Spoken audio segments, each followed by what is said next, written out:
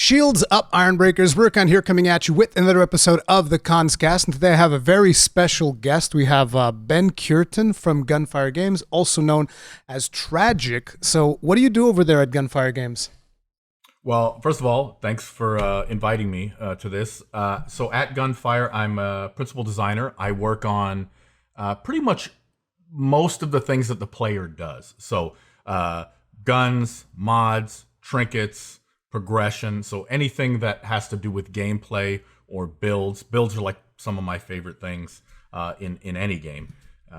That's pretty much the stuff I work on, as well as balance. So I kind of like head up the team for elements that the player interacts with the world using, if that makes sense. That's a lot of words to say one thing, but yeah, it's pretty much all of that stuff.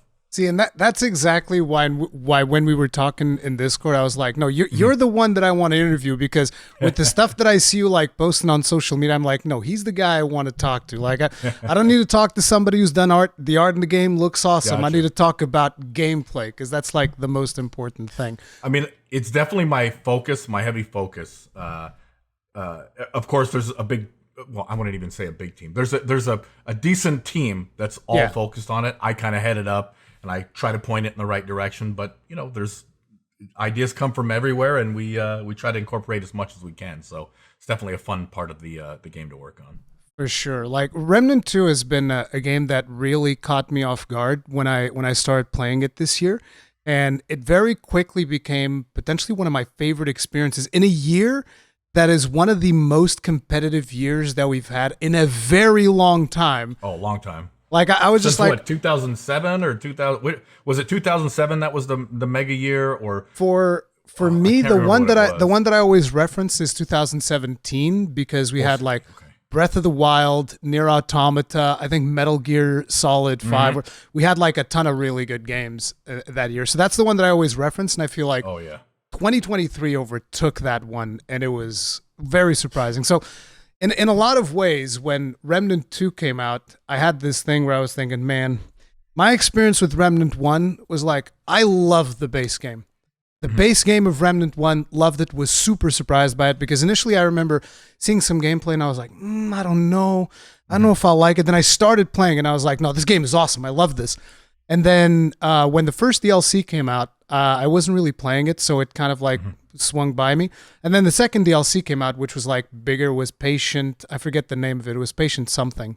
Oh, Subject 2923. Yeah, I think that was it. Yep. Were you at Gunfire Games by then? Yeah, I was. In fact, just a little bit of history. I had worked with the team, the leadership team, at Vigil on Darksiders 2, and then some other projects we had started.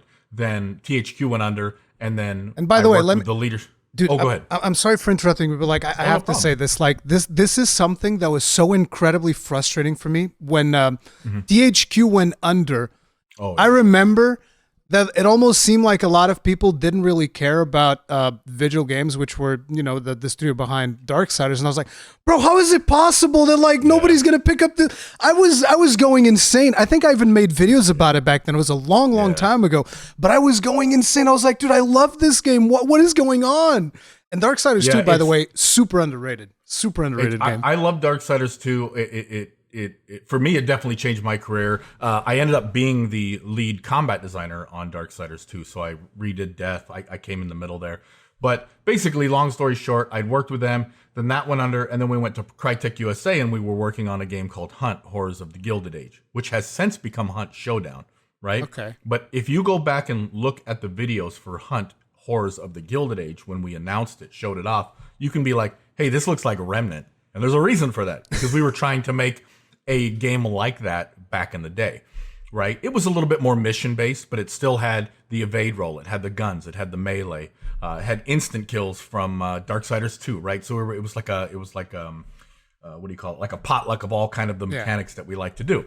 And then so that went under for completely different reasons. Had nothing to do with our management, but that went under. And so I kind of left for a while, but then I came back to Austin, and I was like, hey, you guys are working on DS3. You want me to take a look? Right? Just take a look and let me know what you think, or I'll let you know what I think. And they said, sure. So I came back, looked at it, did a little consulting, and then they said, we have this other game. Do you want to take a look at this? And I said, okay, what's this? And it showed me Remnant. and I started playing it. I'm like, okay, this is cool. This is interesting. This reminds me of Hunt, which I worked on and I really loved.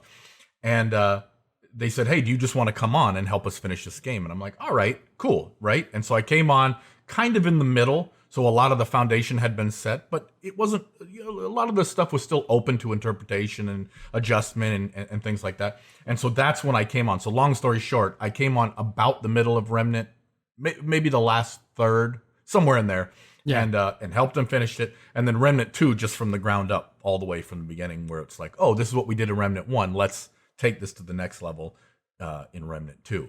And so definitely was around to circle back when we did the DLC Subject 2923, as well as Swamps of Courses, which was the first like major DLC, because we did like a free update with, I think, Lito's Lab, and there was like a boss in there and a couple other things that we had done before that. So. But see, so I jumped back into Remnant 1 around the Subject DLC, because I had a friend of mine who was even more into Remnant than I was. Like, DLC's coming out, we got. And I was like, okay, fine, I'll play that. And I was streaming this on Twitch at the time, and the DLC, because I usually try to play most of my games on PlayStation, simply because like this location that I'm in right now, this is not my house. I'm like in a warehouse, and then when I go home, I don't actually have like a good computer there. I have like a crappy laptop. So it's easy to just put a console on a backpack, take it home, and you're good. So I prefer to have the games that way, so then I can play at home as well, right? So I was playing it on PS4, and the performance on PS4 and the bugs on PS4, there was a ton of problems. And by the time we got to the final boss was actually unbeatable almost, unless you grossly overgeared it, because like it had like a ton of like visual glitches and stuff wouldn't show up. And so eventually like a viewer that was way overgeared went in there to help me beat that thing. And he beats the boss. And as I'm watching the final cinematic, the game crashes. And I was like, oh no. And I uninstalled the game, and I was like, okay, I'm done. Gotcha. So that was like the Remnant 1 experience. And then, so when Remnant 2 came around, I was thinking to myself, man, do I really want to jump back into this? And I'm glad I did. But you guys also experienced a little bit of problems at the beginning there with performance and multiplayer. Do you want to elaborate a little bit on that? Well, it's interesting. Well, there's numerous issues there. There was issues with PlayStation, which those I'm not entirely sure what was going on there with PlayStation. I don't know if it was like certain permissions or certain. I think at one point there was like a version mismatch, right? Where like I don't, again, I can say don't quote me. Obviously, this is a podcast there, but right. I think it was something. Well, part of it had something to do with like there was a mismatched version of the UK or the European version. That's the version you were on, right? Yes, because I'm on Europe. Yeah. Which actually could maybe is highlighting how this worked. And I think because the version match numbers were mismatched for some reason for a week or two, that they couldn't talk to each other, right? And there was no like compatibility between the multiplayer versions.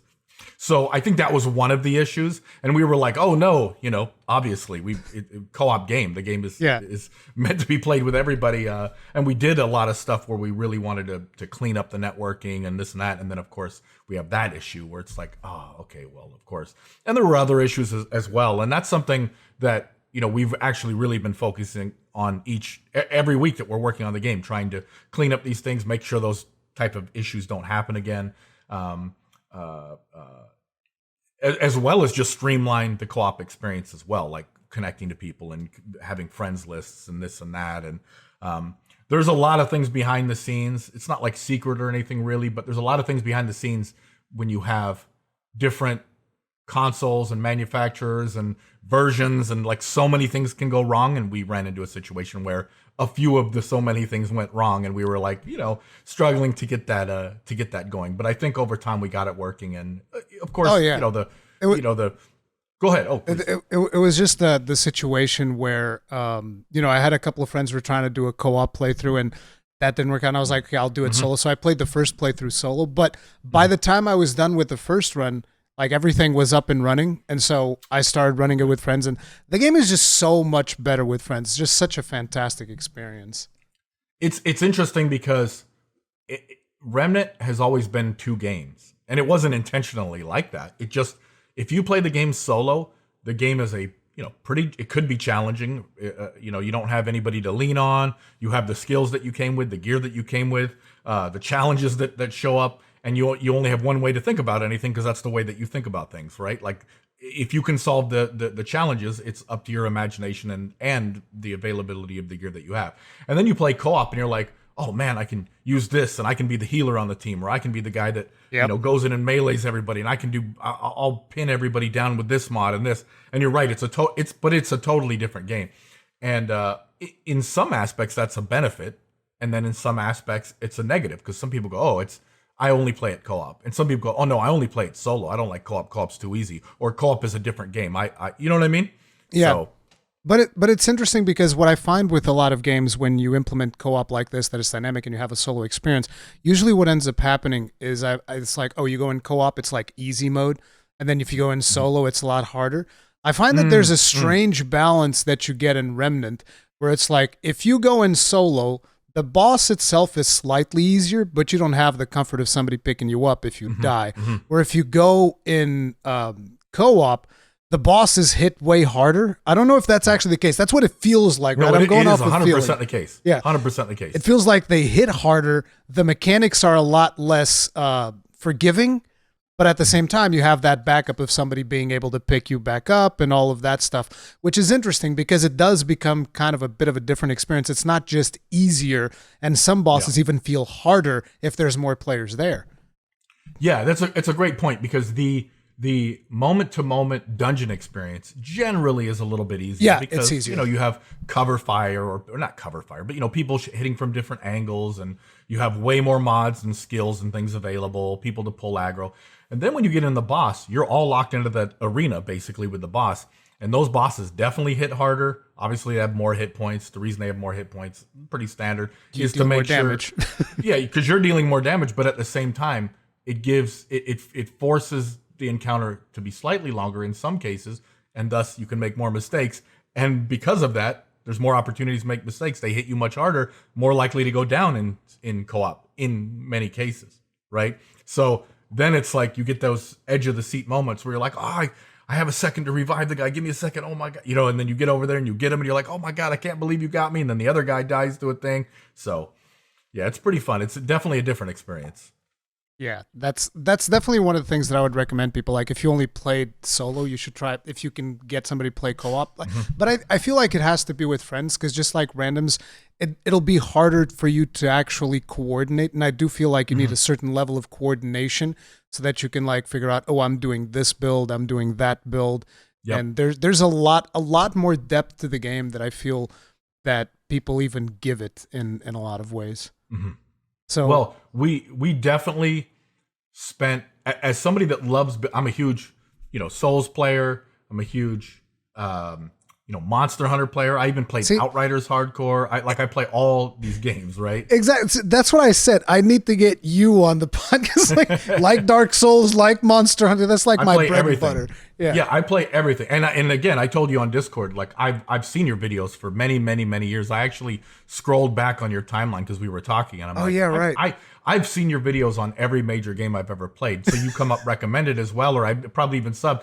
And I'll scroll down the list, and I was like, okay, 5 years. No. Seen those. 6 years. Nope. Seen those. 7 years. I just keep going back. I'm like, oh yeah, I remember this, right? Because every video shields up Ironbreaker. Like I know that, right? Like I've seen it for a long, long time. But I play all those games, and I'm a huge, huge, huge fan of builds. And I think people that played Remnant 1 would notice, because we rebalanced the game like 2 or 3 times. And so there's the base game, and then we had a small update. Then for Swamps of Courses, we rebalanced all the items. We redid armor skills. We did armor 2.0. And then again, we did it for Subject 2923. We cleaned up a bunch of stuff. And I'm sure the same will be for Remnant 2. We'll put it out in the world, and we'll see what people are talking about, see what people like, see what people don't like. We'll make some changes. And as you can tell, you can look at our paper doll and be like, well, okay, they added 2 more rings. Okay, that's already enough. Yes, they removed armor skills off, but they put those onto mutators. Now you can have 3 mutators. Now you have a relic. Now you have, fragments. You have skills. It's like our goal was always to make more and more and more and more builds, so people can just sit here and go, yeah, I had an idea. And then they can try to make that work. And moving forward, as we create items for DLC, because we have the announced DLC we've talked about, we look at holes that just aren't represented. So, like, for example, the next DLC will have exclusive. It'll have it'll have world premiere. We'll see if I still work here in a month. No, we'll have items that probably have a little bit more gray health interaction, because some people really have liked those mechanics. But we didn't have too many items. There's only a few items that deal with gray health. So we're like, oh, let's add a little bit more gray health in there. Let's add the ability to customize status builds a little bit more, right? More rings and trinkets and things like that interact with burning and overload and things like that. And it's just more build options, right? That's really, at the end of the day, that's what I care about. I look at the game and go, can you play this game 15 different ways? Because, like, when you play a Monster Hunter, there's 14 weapons. Yep. Every weapon plays exactly different, or not exactly, completely different. It doesn't matter if you have even lance or gun lance; they're not remotely the same. You know what I'm saying? They're like they're like completely different, right? And so I always go into a Monster Hunter and I'll be like, okay, this is a new Monster Hunter. I played Monster Hunter since the beginning. I'm gonna pick a new weapon, and that's gonna be my weapon for this Monster Hunter, or at least the first, before G rank or M rank now, Master rank now, but G rank. And so, like, when Tri came out, I'm like, oh, what's this Switch Axe? I'm going to try Switch Axe, back when it was really boring and plain and stuff. It was still fun. And then the DLC came out, and I switched to Greatsword, the classic. And then Monster Hunter World came out. I'm like, I'm going to go full gun lance. Well, not obviously, there was 4 in there, but you know what I mean? That's the best way. The game to play differently. Go full gun lance. There you go. Well, I love gun lance, but I do gun lance. But it's funny because I always come back to Sword and Shield, because I love helping people. I love supporting people, and you can probably see that when you look at Remnant and you look at our support class. Some people argue our support classes are the best classes. They're like, okay, medic might be the best class in the game, or in combination with Challenger, or in combination with Alchemist, or whatever. That's 2 support classes, but so.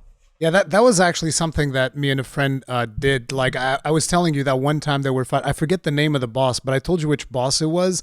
And it was like one of the Nerude bosses, when you do the override, and supposedly becomes a little bit harder.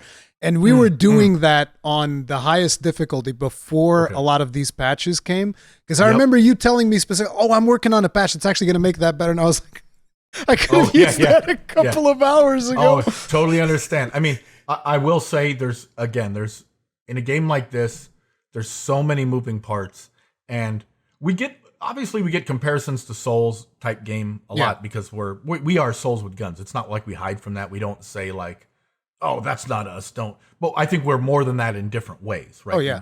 But we're a ranged game, of course, right?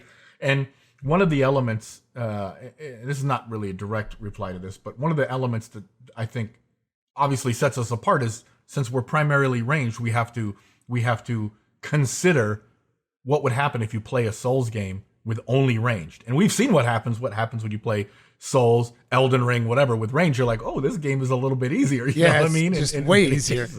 Yeah, exactly. So we have to add these elements and this and that. And so we're testing all of these elements, and sometimes things like slightly larger hitboxes, or slightly off time, this or that will happen. And then you'll be playing a boss like Shahala, in this case, True Shahala, and you're like, wow, there's 47 attacks coming at me from every different angle, and orbs and beams and this and that. And maybe one is a little crazy. Maybe the black hole suction is too much. There's so many things that you're like, man, if that was 10% less, it'd be so much better. If this was 10% small, Me and my friend killed it, so you shouldn't have changed it. It's fine. It's perfect. It took us a couple of hours, but we get that a lot. We had that in Subject 2923. We had that in Remnant 1, Swamps of Corsus. We had the Queen. And the Queen was notoriously the hardest boss in the game, or probably still is the hardest boss in the game. It took a lot of people, a couple days to beat.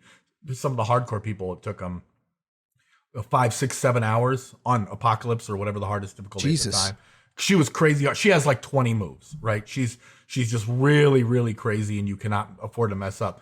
And we're like, okay, well, maybe we should tweak this part a little bit, or maybe tweak this a little. And then the people that did do it in the first 2 weeks are like, why did you make it easier? But of course, the first hour of playing that boss, they're like, oh, this is terrible. You know This what is I mean? miserable. Yeah, It's miserable. But then they do it and they go, oh, it's not so bad. You know? No, I think it's important to balance that stuff out. I wasn't really saying, oh, you shouldn't change it, because there was definitely a lot of stuff in there that was extremely frustrating. And the way that we did it was also like, we got whatever is the ring that gives you a cheat death. And then we got the alchemist with another cheat death. And then my main class was the handler, so that I could resurrect if I died on top. So it's like I had 3 cheat deaths, and my friend was also playing like alchemist, and he was doing the thing that gives us more defenses. So we had like all of the things possible for cheat deaths galore, so that we would be able to survive for as long as possible, because we died. Well, there's one more you could have had too, which is from the Thane tree. So if you grow the Thane tree, and and there's another one, right? I know it's funny because when we were making these things, we thought, okay, let's make archetypes matter. What can really make archetypes matter? What if they had unique skills and this and that? And then we're like, we came up with a prime idea later, the prime perk. And when we were talking about Challenger, we thought, is that too good in a game like Remnant where you can just cheat death, right? And we put it in, and people immediately loved it, right? Because there's a lot of people on the team that don't play Remnant games, right? They all play Remnant. But there's a lot of people that don't play Souls games, right? Like, because Souls games is not for everybody. They're for a lot of people, but they're not for everybody. And so we were like, okay, well, let's try Challenger with this. And people are like, oh, I love the Challenger. I get a second chance. And we're like, okay. And then we did the dog, and we're like, well, what if the dog could res you? That's just the power of friendship. You can't not have that, right? And then obviously you can't combine them because they're both primes. And then we thought, okay, what if we had a class that had a skill that could give you a temporary cheat death? Yeah. And then all of a sudden, we were worried that the game would get too easy. I think we've proven the game is not too easy. Right? Definitely not. But for the people that want to do that, they have that option instead of us saying, no, you can never do that. Because I definitely get worried that people can ignore the game, right? I'm like, oh, we made stuff that's too good, and we made this. And you know what? Most players are not. They don't play the game like I play the game, or probably like you play the game, or some of the more hardcore build type people, theory crafting people. Yeah, no, they just very few people play the game like Famito, for instance. Famito is just like constantly doing those crazy build videos and stuff like that. So yeah. Oh, and that's I mean, Famito is one of our hardcore testers. Yeah, he saw the game 2 years ago, right? Famito, Bolt Jameson, Spiked, Create, all these guys. We've had them like under NDA for like 2 years, and they saw the game when it was only one biome. And we said, hey guys, this is what Remnant. When they saw it for the first time, our archetypes were super bland. They only had like, all the skills were buffs. None of them were active. We didn't even have War Stomp at the time. But then Elden Ring came out, and we said, we need a War Stomp.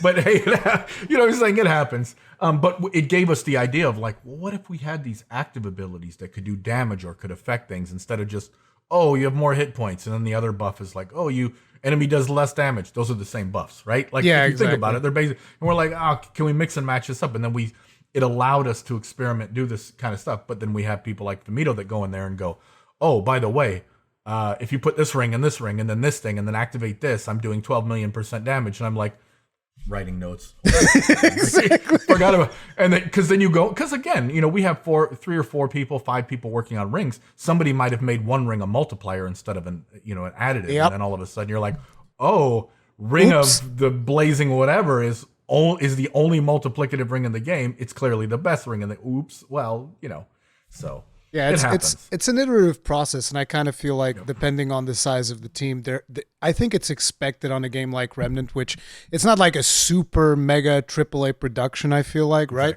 Exactly. It's a game that is going to have some of those unbalanced situations every now and then that need to be figured out at scale. I feel like yeah. Well, and something to point out about this, I think that's a really great point. Like Remnant 1 started with 3 or 4 people. And it was in pre-production or experiment phase for a while. And then it kind of ramped up. And on average, like by the time it shipped, it had about 60 people or 55 people working on it. But the average was probably about 30 people that made all of Remnant 1, right? Before DLC and stuff like that. That is right? impressive. And when DLC came out, all of those people, right, shifted off to do other things. So there was probably only like 15 people still, and there's support from the studio. Oh, hey, the programmers that working on this other thing, please come help us, whatever. So Remnant 2 started with more people because we already had the foundation and we kind of knew what we were doing. So that probably started at about 45 or 50. And then by the time it launched, we probably had about 85, 90 developers, give or take, internally. Now there's still people from there's contractors and of course, but and here's the thing, and this is a not knock on any big studio, so I don't want anybody watching to take it this way. But if Ubisoft made this game or EA, it would have 1,000 people, right? The game would just have 1,000 people, right? Yeah. And I remember at one point reading, and I don't know how true this is, that Monster Hunter, one of the Monster Hunters, it might have been Gen 4, their test team was 300 people. Our test team is our team. That's 3 times bigger than the max size of our game ever was, right? And of course, when you play Monster Hunter, there are still bugs, but it's not a very buggy game. We've all seen some cases of, the guy flew off in the distance or this happened, So, talking about what you had mentioned there is, I feel that we constantly strive to punch above our weight class, right? So we're 30-person team on average, get up to 50 or 60 by launch, and people go, wow, that's there's a lot of content in this game. If some other studio had made, so. Exactly. I think that's a perfect point, which is for the size of your team, the amount of content that is in the game is impressive, especially because I feel like a lot of players will play through the entirety of Remnant 2, right? And they'll see like one of the outcomes, like, okay, I finished the game, it's good, it's all right, it's whatever, but I felt like there was little content. It's like, well, yeah, there's like 2 variations of storylines per planet, plus God knows how many events, plus, all of the other stuff that can happen along the way, and it's wild, and a lot of people won't even see a lot of it. So I think that's an important thing as well. And I'm wondering where you stand on this, because it feels like in a lot of games nowadays, the developers feel the need like, okay, we made this content, we got to make sure the players see this content. Whereas 100%. you guys seem very comfortable in being like, no, we made this content, not everybody needs to see it, it's whatever. Well, we dipped our toe in the water of Remnant 1 in a big way. I guess. Maybe we cannonballed. I don't know what the analogy is there, but in Remnant 1, we saw a lot of people play the game and they'd go, I got through it in 12 hours. It was a short game. Cool. And I finished the game with the gun that I started with, and it was cool and I enjoyed it, but it's really short. I wish there was more content. I'm like, you've seen 35% of the game. Yeah. Right? Like and that's Remnant 1. You've seen 35% of the game. And then we said in Remnant 2, we're like, okay, so should we fix that? Should we make sure that they can realize how much they're missing? Should we put a percentage on the game that says you've seen this much of the biomes, right? Because in this one, we have the different stories, we have the different dungeons, we have dungeons within dungeons via injectables that can show up in different dungeons. And then we could have put a percentage. Each boss has like 2 ways to kill as well, which gives you different loot. Exactly. And we talked about putting percentage and go, oh, by the way, you've only seen 8% of the weapons in the game. Right? Because we saw people also say in Remnant 2, I finished the game, I only saw about 3 weapons. And I'm like, did you craft any? Because every boss you beat, it's a world boss, you could have crafted a weapon. You could find 2 extra, we call them standard weapons with the swappable mods. You can find 2 of those in every biome, every major biome. And we just said, you know what? Again, it's funny because some of these bigger and more successful and higher budget studios allow us, they kind of give us permission. Right? So you look at something like Elden Ring, for example, which is, of course, the talk of the industry, talk of the town when it came. It's like, you could skip 90% of that game. They made so much content in that game, and you could just be like, I'm going to beeline to here. I'm going to get my runes. I'm going to go to Leyendell. I'm going to do this part. I'm going to beat the game. And you're like, oh, cool. I beat it in whatever hours. I'm like, I beat the game in 120 hours because I couldn't stop getting distracted. I'm like, exactly. What's that? What's that? What's that? Right? And then my friends or people at work would be like, oh, I got the Claymore. I'm like, what? Where did you get the Claymore? They're like, oh, it's at the starting area. And I'm like, starting area? They're like, it's south of where you start. And I'm like, there's an area that's south on the map. So I'm like level 100 and I walk south and there's a castle that I completely missed. And I'm like, they don't care. And because somebody that is so successful like that, and it gives us kind of like the okay to say, you know what, you can be successful making content and saying, if you miss it, you miss it. And it's become part of our identity too. Not because Elden Ring had done it, but just because that was the thought in our heads when we did Remnant 1. And then a big game will come out that justifies, like, dude, I'm sure they spent $100 million or more on that game, maybe 150, but whatever, before marketing. And they're just like, yeah, you could skip 90% of it. We don't really care. You're like, No, but holy, I think it's important because it makes when you actually go there to experience that, because you're not led by the nose, it makes it much more organic, which I think is something that you guys are doing very well with Remnant as well, which is like, I can finish the game, have my experience, and if I want to be done with it, that's fine. But I can also keep exploring and exploring. Like, I haven't seen every boss variation. I haven't seen, like I said, the Shahala, whatever his name is. That was the first time I saw that boss, was when I was doing my apocalyptic run. Because I think it's interesting to constantly be finding new things in something like Remnant. You can be doing runs and runs and go into adventure mode and change. Okay, now I want to go explore Losum. Now I want to go explore Nerud. And it's very rewarding. I feel like it's super well done personally, which is why I said, like, I was surprised in a year like this one that it grabbed me as hard as I did. Like, the only reason I stopped playing is guys, okay, I need to cover all of these other mega games, because otherwise I'd be like, no, I still haven't finished my apocalyptic run. I'm gonna get together with my friends. Let's go. And yeah, there's a lot of get that. Yeah. I was talking to some of the other content creators like Fighting Cowboy and some of those other guys, right? And he was having the issue with the 4090. And the 13900K, that combination was just causing issues in a bunch of games. He was like, oh, I had it in this game. And we're like, oh, damn it, what's going on? And then we finally got him up and running. And he's like, oh, I got to finish up my run on PlayStation because the new game's coming out. You know what I mean? Like, it's just nonstop game. And I even posted about that. I'm like, I was playing... What was I can't remember what I was playing, but see, that's how many there were. We can't even remember. Well, it's crazy. So to even be in this year is like... How did we find a 3-week window where there's no major game? We're like, I don't know. You have to launch now or you're going to get destroyed by everything. Yep. So we launched, we had a decent window, and then Baldur's Gate came out, which was amazing. I was playing Baldur's Gate. Okay. I'm like, man, this is really fun. The first biome took me the same amount of time it would have taken me to play a big RPG. It took me like 55 hours, but I did everything. I spent the same time, give or take. Yeah. And then I did Act 2, and I'm like, okay, I'm 110 hours into this game, and I've done everything that I can think of, and now I'm into Act 3. I'm a third away Act 3. Oh, shoot, Armored Core came out. Well, that'll be quick. Oh, you got to play Armored Core 3 times. So I played Armored Core 2. I haven't finished Armored Core yet. I've done I like played one 2.5 times. Yeah, it's crazy. So the first run was 20 hours, and then the second one was like 5. I don't know. And then the third one was like, whatever. I'm like halfway done. And I'm like, okay, so I finished that, but oops, Starfield came out. I'm like, okay. Let me play Starfield, playing Starfield, not getting sleep, playing Starfield. Okay, 100 hours in there, I 100% of the game, 100% achievement Starfield. Jesus. And then I'm like, oh, Liza P is out. And I'm like, oh, let me play some Liza P. And I'm like, oh, after Liza P, Cyberpunk, because it's going to be the game that I always wanted it to be, even though I played Cyberpunk on day 1 and finished it.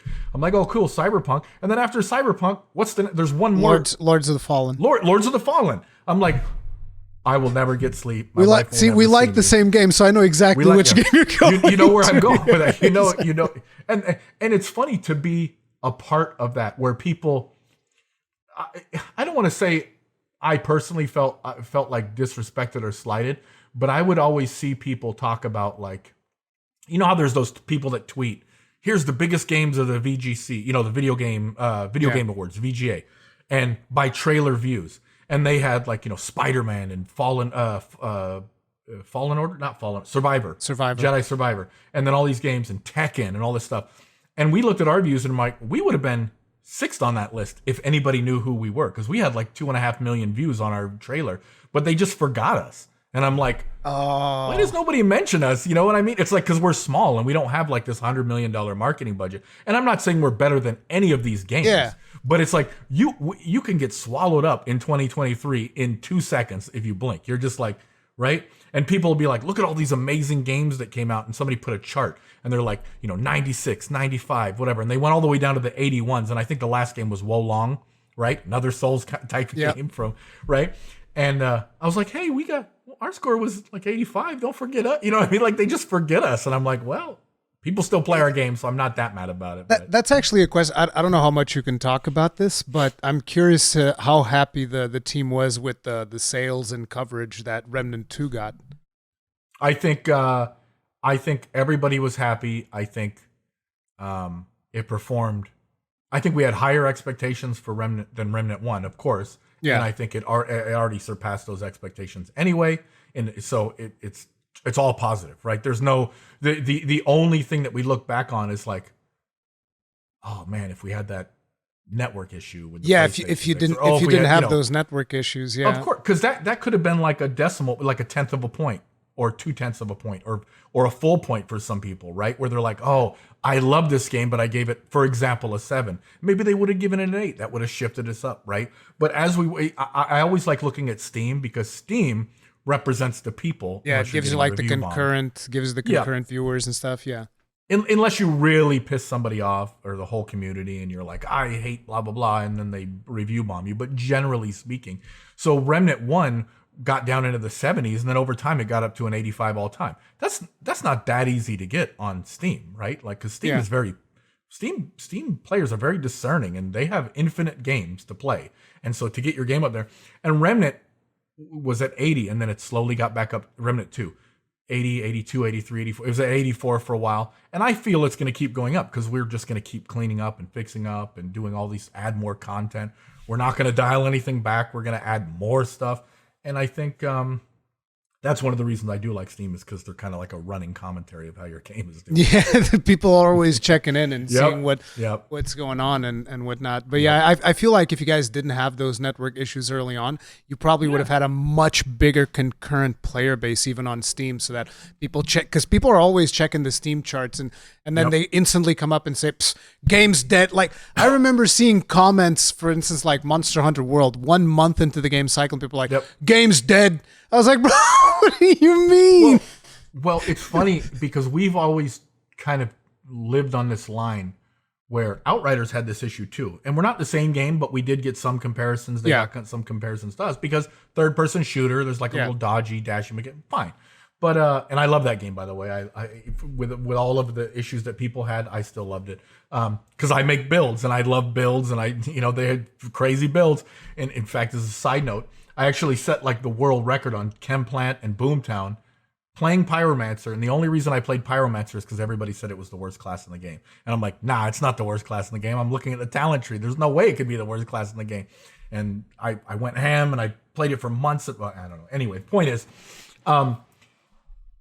it's the reason I compare to Outriders because people think it's a live service game, even though they say it's not a live service game. We're just a game. We're gonna come out. We're gonna have some DLC, and it feels like a live service game because it's a shooter. It has loot. What's the first thing you think of when you think of live service shooter looter? Yeah, Destiny 2. Destiny right? 2. But we're not Destiny. We don't have to have 200,000 concurrent users at all. We're more of like, okay, we're a game like, I'm not comparing us to this, but God of War. God of War comes out, Last of Us comes out, and you go, I played Last of Us, it had 250,000 concurrent users, and then 2 weeks later, people like, dead game, it only has 10,000 players. I'm like, it's just a game you play. We don't care if you go off and play something else, Yeah, I think that's actually healthier for a lot of video games, because I feel like a lot of people are looking for a forever game nowadays. I feel like this comes all the way back since World of Warcraft, because everybody got used to, I just have my one game, I play my one game. And I think that's actually not good, because a lot of times you end up in situations where it feels like the developers are padding the game to make, we got to make sure that it lasts. Like a recent example of that, I would say, is definitely Diablo 4. I feel like they were definitely... I'm not going to ask you to comment on that. Don't want to I play I'll tell you, as somebody that like interfaces with community a lot, I've tried to like make sure my words are correct, and I'll rephrase tweets so I don't come across as this guy hated Diablo. And as some insight, I played Diablo before it released because I had a friend that gave me a code, and I had already leveled up to max level. Then it came out and I did it again. So I put a lot of hours into Diablo, right? So, but either way. Go ahead. Yeah. I was just saying, like, it felt to me, and I'm not going to ask you to comment on it for obvious reasons, but like, it felt to me like there was definitely situations where they were like padding stuff along because it's a live service game. And so there were situations in where I'm like, okay, this probably didn't need to be this long. There are things in here that didn't need to be this grindy. And I feel like in Remnant 2, that's a situation where you guys are like, yeah, we don't care. Like, for instance, in a lot of games, you're doing loot, and the loot is like, okay, here's 6 poison resistance on this weapon. And you're like, why do I want 6 poison resistance on? It's stupid. And it felt to me that whenever I was picking up loot in Remnant 2, it was always meaningful. It's like, no, this is a gun and it fires like this. Maybe I don't like it, Maybe I don't like the way this gun fires, but it does enable a different play style, so to speak, right? So I would argue there's meaningful loot in your game, right? Well, and this is a great lead-in to our thinking, which was, so we have all played all of those games. Yeah. Like I said, I played a ton of Diablo 4, but I played a ginormous amount of Diablo 3, even when it was quote unquote unplayable early on, error 3, whatever it was.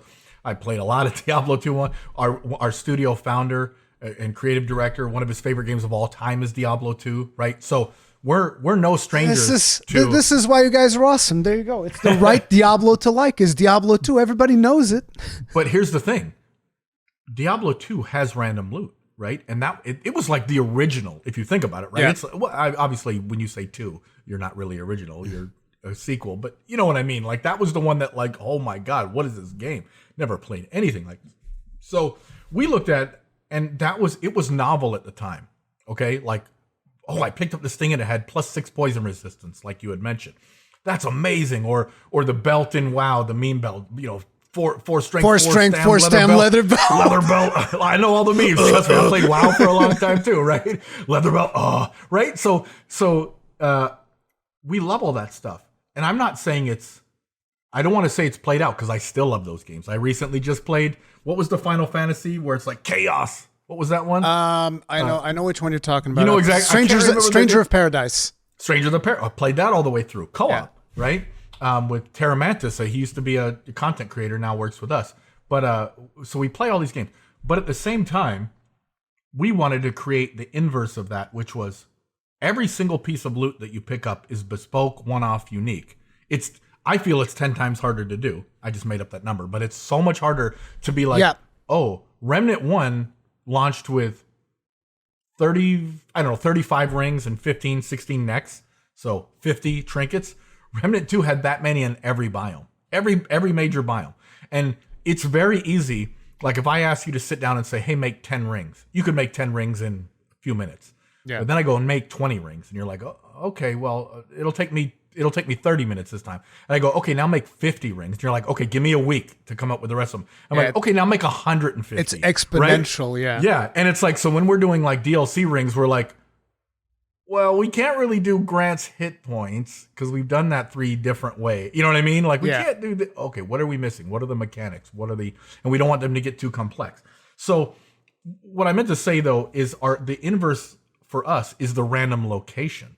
Like, so in Diablo or Strangers of Paradise or Neo, which we also love, any of those games, the locations are static and the loot is random. We're like, what if the location is random, but the loot is static? It's like it's for better or for worse, it's a completely backwards way of doing the looter mechanic, right? And of course, when you play something like Destiny, I don't know how much you play Destiny, right? I played a little bit. Yeah, you'll kill a boss and you go, I hope he drops the thing I want. Or you played WoW. Here's a better example. I can do this boss once a week per character and hope my pants drop. And you're walking around with only a chest and bracers because the damn pants won't drop for 6 months. And you're like, I could never, or I can't get my Blades of Azzinoth. I've had one Blade of Azzinoth for a year. I can't get the second one. I hate this game. So ours is just like, well, I hope the church spawns so I can get that loot that I know will be there. You know what I mean? It's just a different way to do it. So. Yeah, but I think it's more interesting because it makes it whenever you pick up a weapon, it feels meaningful as opposed to being like, well, let me identify this and see if I'm going to trash it instantly or if I'm going to it's going to be like a 0.1% upgrade to whatever it is that I'm doing. I think that is a more interesting way of doing it. It creates a lot of mental overhead for us, right? Yeah. Where we're like, okay, we have a revolver. Okay, cool. We have a 1911. Okay, cool. We have a machine pistol. Cool. We got a repeater. And then you get to the point where you're like, okay, well, how many guns if you think about how many different types of guns there are not that many different types of guns in the world, right? There are different variations on a theme. Yeah. But like we have 2 revolvers in our game and we have like the Magnum, which is the big, elephant gun type Magnum. And then we have the Western Classic. And it's like, if we made another revolver, what would it even do at this point? Like so it's like, okay, well, we got to find a different area to do that. A different type Remnant of gun. 1. exactly. We didn't have an LMG. We had the Chicago typewriter, but we didn't have the LMG. And we're like, okay, people have asked for an LMG. Let's figure out how we're gonna do it. We put in the LMG and we go, okay, well, what makes the LMG better than this the CT? And you say, well, it's got 150 magazine. That's cool. It's got an overheat meter, and the reload is absolutely horrible, but you can shoot for a really long time. The CT has higher, but then at that point you're like, well, we can't make another like high capacity full auto because we're diluting the difference between those two guns now. So it gets harder and harder and harder to make standard guns. Boss guns can do whatever we want. We go, oh, this shoots shields. This shoots ninja stars. It doesn't matter. Those can be anything. But like standard guns, it's the hardest gets a lot thing. harder. Yeah. Because you put an LMG in Remnant, you're like, cool. You play Battlefield. Battlefield Bad Company 2 for me is one of my favorite games, probably my top 15 games of all time. Just because I loved it. It was so good. There was like 4 LMGs. I'm like, do I really need an M80 and then a 249 saw and then a this and that? Like, yes, they have slightly different behaviors, but do I need 4 of them? Or do I need 4 pump shotguns? And you're like, no. But that's where it gets hard for us because we want, like you had said, we want every gun you pick up to go, okay, that's a new thing. I love it or I hate it. But it's a new thing, yeah. Exactly. So that's kind of how we look at it. That's the thing that I think you guys have done really well because there hasn't been a time where I picked up a gun and I was like, oh, this is exactly the same thing that I had before, except this one fires slightly faster or has more bullets or whatever. Right? It's usually, no, this is a different play style. Let me see if I want to use it or not, but it's whatever. I think that is one of the better ways of going about it. I think it's pretty good. So it's definitely harder, but players seem to like it because players get favorites, right? They're like, oh man, I love assault rifle, and people are like, nah, assault rifle sucks. I like the coach, you know what I mean? So yeah, it was funny for me because I started and like the first boss that I did was I forget the name. It's the big red thing that looks like a rat, the destroyer, whatever. From Yesha. He's supposed to be like a wolf, I think, but I always like to call him the rat because he's. The Ravager. Yeah, the Ravager. Yeah, I was like Destroyer, Ravager, whatever. Yep, I haven't played Remnant 2 in a while, which is why I wanted to do this earlier, but it's been hard. But anyway, so I got his gun, and it was weird the way that I got his gun because like I didn't know which way I wanted to do the event. So I was like, well, it feels like there should be a balance to things from what I've learned in Yesha. So I don't want to help this creature, and I don't want to help him. So I'm just going to kill him and not help the other one. And I ended up getting his gun. And so when I started playing with this gun, okay, this is cool. And then after a while, I was like, okay, I don't like this gun anymore. The reload takes too long. And then I've been through like 10 other guns. And by the time that I got to the apocalyptic difficulty, I was back on that gun with different mods. And whatnot. So it's like I went full circle back to the rat gun. I was like, bro, it's funny because we really try to make those. We wanted to make our boss guns more exotic this time. Yeah. Like, so they're not, because in Remnant 1, we had a gun called Ruin. And Ruin was just a burst assault rifle, 3-shot burst. And then it had Undying mod on it, which was automatic. You couldn't switch it. And it's just said, when it filled up, if you die, it resurrect yourself. It was our, cheat death. Cheat death. Some people loved the base functionality, but we're like, I never die. Why would I'm wasting a mod slot? This sucks. So we're like, okay, we'll give you a burst rifle in Remnant 2 with the shared mod slot. And that allowed people to do that kind of stuff. And then when we make these boss guns, special guns, they'll just have weird behaviors. So you look at something like the cube gun and you're like, well, that was amazing. Weird. Yeah, you're like, this is weird. You're like, either I love it or I hate it. You're like, oh, I'm shooting bullets off. I can't shoot anymore. I'm like, call them back, I guess, right? Or get close. Or deceit. Deceit was an example of us sitting down. Is that the lightning gun? I forget. Deceit is the gun from Phelan and Faerun, which shoots 2 bullets, one above the other, because it's double themed gold and silver. It's very ornate looking, and it cannot weak spot.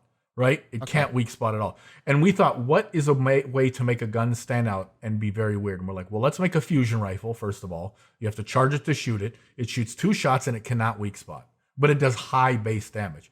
But then it has a mod that summons swords around your body. And when you melee, you throw a sword. And the sword taints the blood of the enemy. Then any shot is a weak spot. You could hit their big toe. And we're like, I don't know if this is going to be good or bad, but it's certainly not going to be like any other weapon in the game. And some people absolutely love it. It's their favorite gun in the game. And some people go, this is the worst gun in the game. Yeah. Like statistically, it's like the second highest DPS gun in the game, but you have to manage it. It's like spinning a bunch of plates at once. It requires a lot of skill to use properly, which I think is a good thing. Like if you have something that rewards player skill is usually better than just, no, this is just brainless damage. It's better if you have that require actually more player interaction. Yeah, I agree. Yeah. So how did you guys feel about the reaction to the procedural generation that you guys implemented in the game? Because like I said, I think the procedural generation that you've done is really good because it gives players a lot of stuff to do if they choose to do so. How has the community response been to that so far? I think for the people that play and enjoy Remnant 1, they come into Remnant 2 going, I want more of that because that's what I like. Like you said, you're a fan of the first game, you play the second one. I know what I'm going to get, and therefore let's ramp that up by adding dungeons within dungeons, like our injectables. And so the reaction of those types of players have been very positive. They go, I love this, or I got this spawn, or because we always intended it to be kind of like a water cooler game. And you hear our boss talk about it quite a bit, where let's say you had played the game on your own and I'd played the game on my own. And you said, I started the game last night. I went into this jungle and I fought this rat guy. I'm using your words here, but I fought this rat guy. It was crazy, and I didn't help this doe thing. I got a gun out of it. And then your friend or me or whoever's talking to you was like, a jungle? Like what? Like what are you talking? I mean, I went to Bloodborne. It feels like Bloodborne. I was in this area and there was a bunch of like English dudes and they were throwing axes at me, and I got pulled into a sewer. And you're like, okay, let's ask Greg what happened to him. And he's like, okay, first of all, what are you guys talking about? Second of all, I went to space, so I have no idea what you're talking. And for that, I think it was a huge success because people are like, this is crazy, and we really leaned into it because Remnant 1, you start in Earth. And then after Earth, you go to Rom, and and the boss was like, Dave Adams, our boss was like, what if you just started in a random area? And what if each random area could be a different story? And we're like, I don't know, that sounds dope. Like, because the game comes out on stream, and you look at, there's Rurikhan streaming, and here's Shroud streaming, and here's who fighting Cowboy streaming. You're like, are all in different places. Yeah. You're like, how? And you're like, wait a minute. Wait, Rory's he's in Loathsome and he's fighting the British guys, but Shroud is also in Loathsome, but he's fighting like knights and elves. You know what I mean? So on that half, it's been very successful. I think, well, more than half. I think the issue, the reactions that we run into are expected for the people that dislike it, where they're like, I just don't like it. I want to go to Earth first, and then I want to go to Rom, and then I want to go, or whatever, right? Like in a different game. Like they want a more linear game, yeah. Exactly. And we're like, I guess the way we look at it is like, that's just not the game that we're going to make. It's maybe not the game for you. If you want like something super linear, it's probably not going to be something that you're going to enjoy, because you guys really embrace procedural generation. And I think one of the really cool aspects, I feel that it was, for some reason, as I was playing Remnant 2, it felt very old school. Yeah. Like the vibe that you guys did with your puzzles, it made me not want to Google the solution. I know that there's probably like a 1,000 players that like get into a puzzle and they're just like, okay, Google, I'm in this place, solve it for. Like for instance, there's a puzzle that you guys did. I think this is in Yesha, and it is the temple with the shadows and the levers. I knew which one you were going to talk about. I spent 2 hours. I don't think it was 2 hours, but it was like straight up. You can go watch the stream. There's like a full hour of me just like walking back and forth and pulling levers and trying to make like logic out of this. But I think that experience is like essential, and it was super rewarding to do that stuff. Well, here's the funny thing. I'll tell you something. And we even have this when we talk about our super testers, like Famito and, like I said, Bolt Jameson and all those guys. Like Famito and some of the other people might be like, oh, these puzzles are cool. Some people are like, I love puzzles. Give me more puzzles. And then there's somebody like maybe Bolt Jameson who is like, can I just shoot things? I just want to shoot things. I love all these builds. I just want to shoot more. Why do I have to solve this puzzle? And we're just like, look, that's just part of the game, right? And I think we would say that we're okay knowing that some people just won't like the game, right? I think you have to stick to your vision. And I don't mean like suck it up and leave or whatever. We're creating this experience. Yeah. And like you said, it's going to be a little old school. It's going to be action based. It's going to be hard. We know making a hard game is already going to alienate a lot of people, right? We can't all be Elden Ring that sells 20 million copies on the shoulders of games that started by selling almost nothing. Kingsfield, and then, you know, even Demon Souls came out. People are like, what is this? And now, of course, it's a juggernaut, right? Like, and maybe one day, fingers crossed, we'll be like, oh, you guys come out with Remnant 3. Remnant 3 is like the biggest game ever. Yeah, exactly, right? I mean, that'd be crazy. But the thing is, we are all, I think, and the way I say this could be very easily taken out of context, but I think we're okay with uncompromising on certain things by saying this is how it's gonna be. We love puzzles. We love hard gameplay, challenging gameplay. We love the random nature of it. Somebody might go, I hate puzzles. And I'm like, okay, well, that's a part of Remnant that you're just not going to like, because we're always going to have puzzles.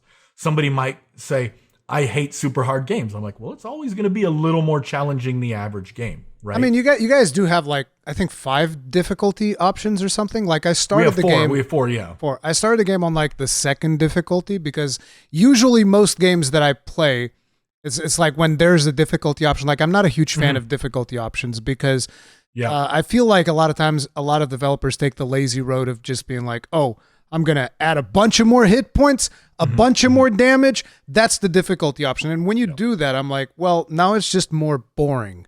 Like, that's it. It's not harder. It's just more boring. I'm not saying Remnant does that. I don't think it does that. But, you know, you guys have all those difficulty options. Like, if you don't like a challenge, just play on the easier difficulty. You should be fine. I don't think it's that hard. Well, we also specifically label our difficulties.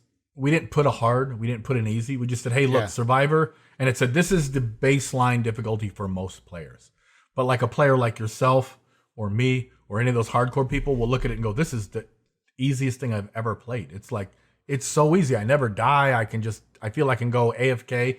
But then there are a vast majority of people that are here for the adventure and the fantasy and this, and they come in and they're like, wow, this is so hard, because they're not used to using iframes to avoid things. They're not used to trying to get behind cover. They're not used to pressing skill buttons, mod buttons, building. And you're like, so you have to take that into consideration.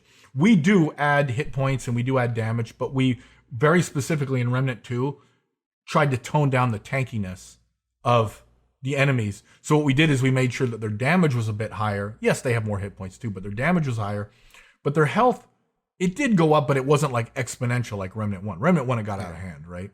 And so we also adjust things like, you know, some of them have a couple different moves or slightly different behaviors. We'd love to do more of that, but that, you know, a boss already takes a long time to make. But, you know, something we'd love to do in the future. But I do agree with you. I think it would be also interesting if you could go the Elden Ring approach and go, oh yeah, there's just one difficulty. And if you want to make it hard for yourself, use a dagger and never use magic, right? And go full whatever dex or whatever, right? And if you want to make it easy, go get Fire and Flames sword or whatever it was called, right? I think they nerfed that one now. I don't think it's as they powerful. did, but it was still good after they nerfed it the first time. Because I never used that one. I used I was more like big strength builds. I picked up like the big bonk stick I could find. We're the same player, because I went full. Well, actually, I picked Samurai because it was cool. Because I'm like, who wouldn't like Samurai? I didn't know it was the best class in the game. I'm like, he's the only one that long looks swords. unique. This is the first time I'm disagreeing with you. Goddamn long swords. Dude. Here's the funny thing. I never use longsword in Monster Hunter. It's the one weapon I never use, right? See, now I like you again. But I picked Samurai because he looked different from everybody else, right? It's like peasant in a robe, other peasant, different type of peasant, knight, peasant. Oh, a guy with some cool samurai armor. I'm going to pick that. I didn't care about the stats. I didn't care about the weapon.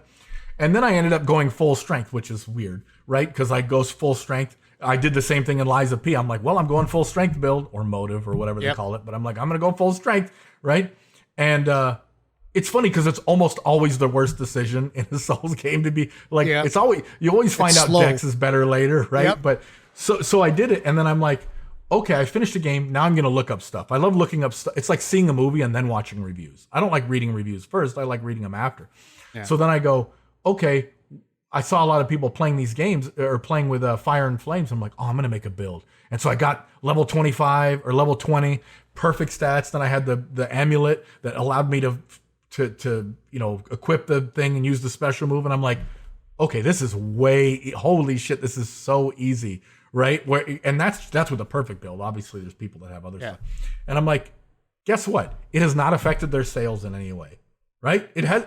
Who cares? Who cares? And there's this big discourse in games like that where happens to us, even though we're small, where people look at Elden Ring and they go, don't use summons. That's not how to play the game. I'm like, dude, they're a mechanic in the game. Yeah, exactly. They made the summons for you to use.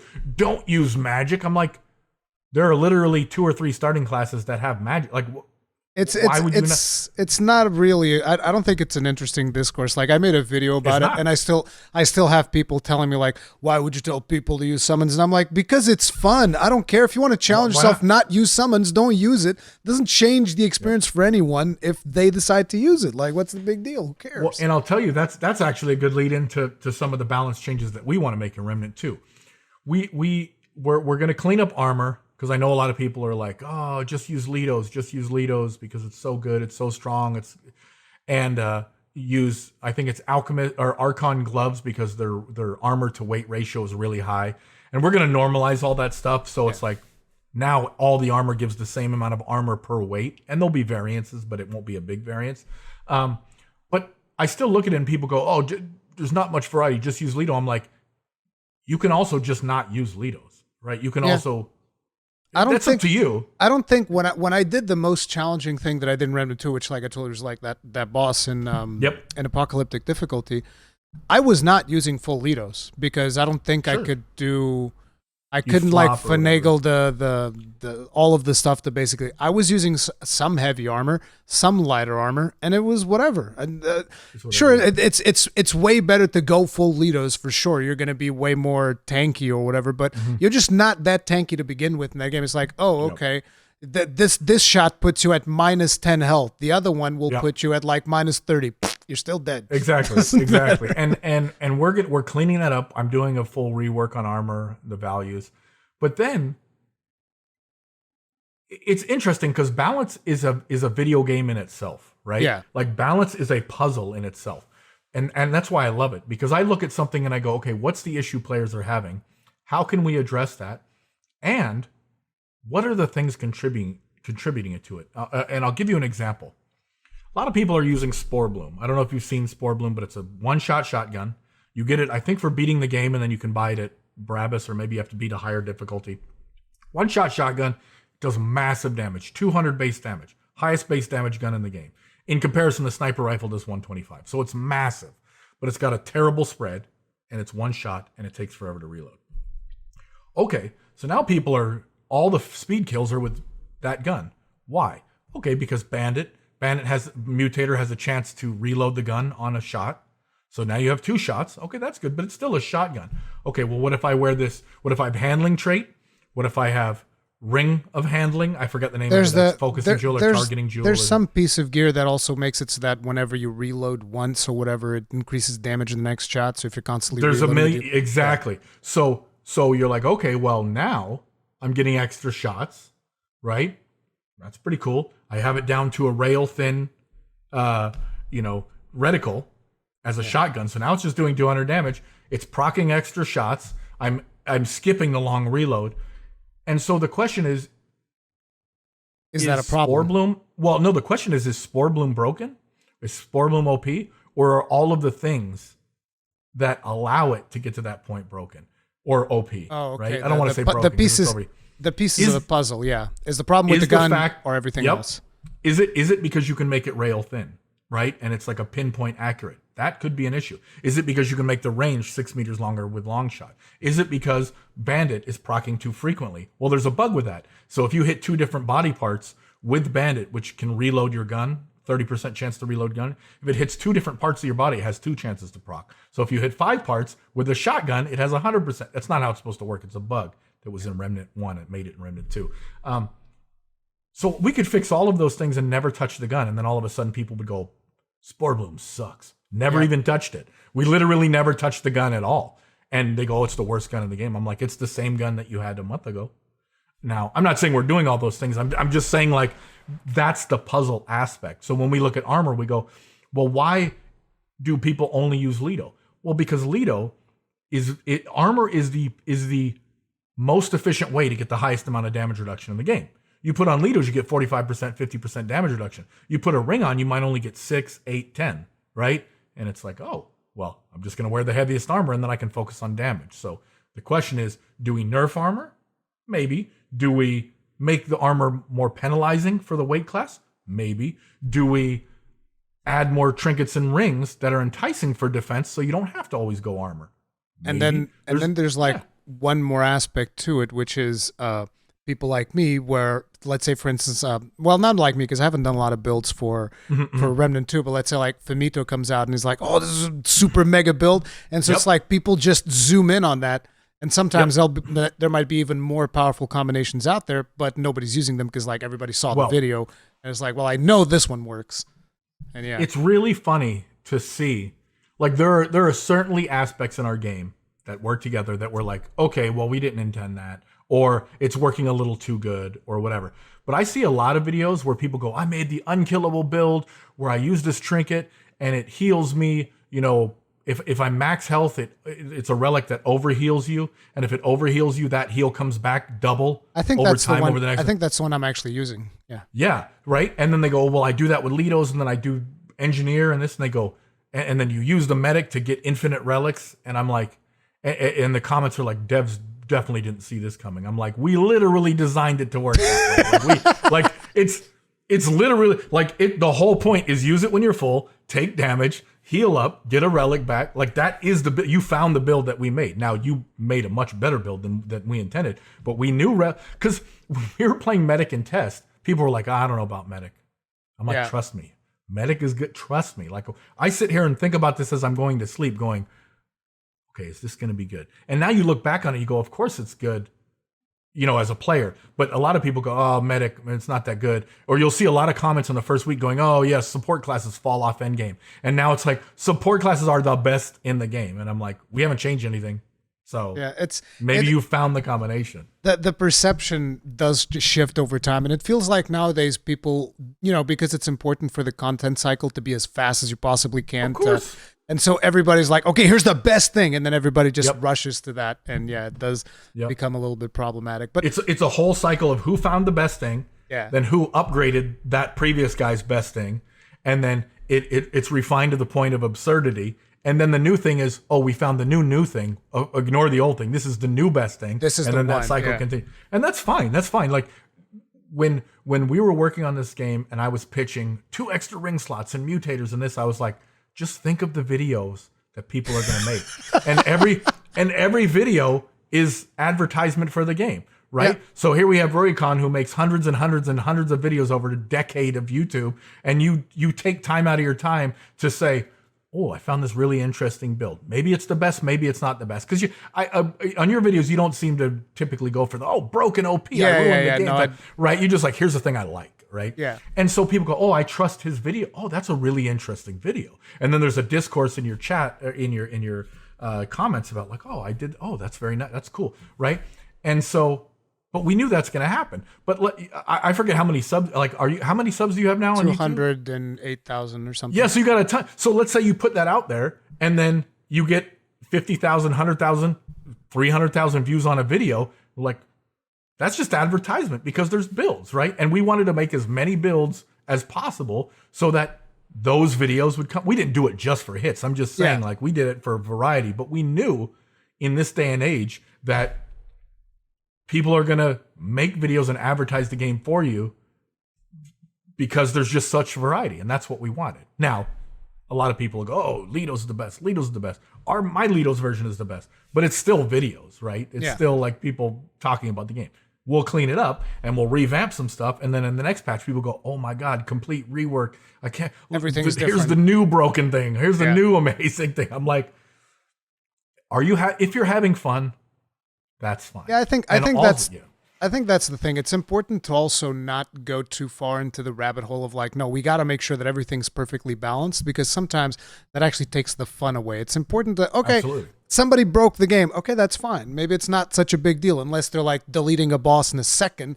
Then that might be something you guys need. Those you guys need to fix. But yeah, we had the Nightweaver or Nightfall / Aphelion bug where we fixed a different bug in the game. Okay, these are projectile weapons. We fixed a bug in the game, which then caused those two guns to shoot 2 shots every time.